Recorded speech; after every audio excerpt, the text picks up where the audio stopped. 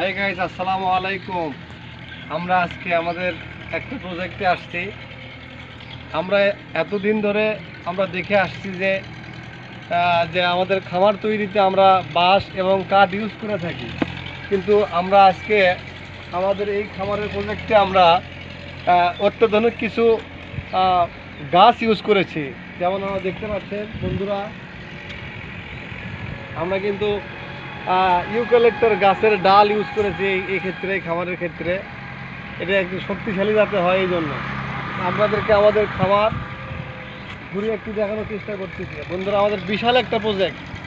এই প্রজেক্টে আমাদের একবারে ঢালাইয়ের পিলার দেওয়া হয়েছে এবং আমাদের সম্পূর্ণ গাছ দিয়ে আমাদের এই খামারটা তৈরি করা হবে। সম্পূর্ণ গাছ।